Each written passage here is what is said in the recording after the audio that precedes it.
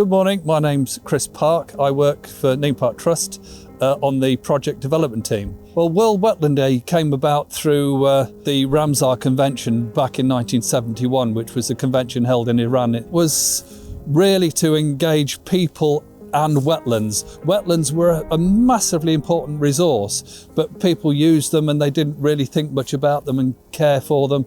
After the convention, people throughout the world have started to really sit up and take notice of how important wetlands are. They're an important resource culturally because a lot of people live on wetlands and harvest the resources that the wetland provide. And you start taking that away and the ecosystem collapses.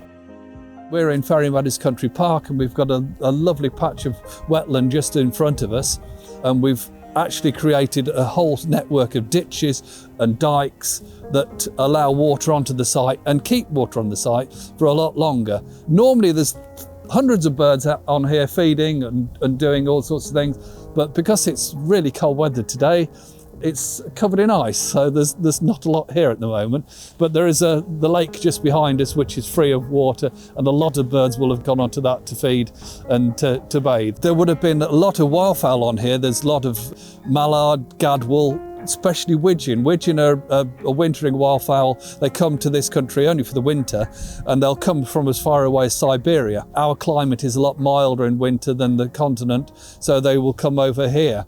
We've had, on occasions, up to 200 widgeon on this meadow.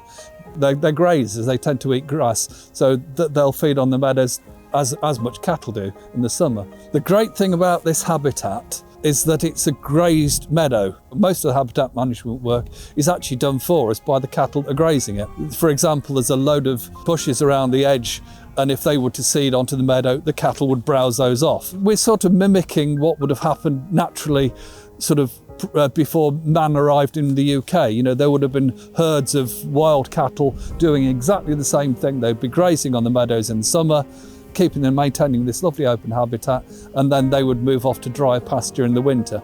This would have then flooded and birds would have used it very much as they're doing today. Other than that, we do a little bit of mowing. There's several types of rush growing on here, but to stop that from getting too much, because that will take over the whole meadow and the cattle don't eat it, they don't find it very palatable. So we do have to mow it occasionally and keep that trimmed back, but that's really about it. It's working well, we're pleased with it, and it does seem to be producing the results for the birds.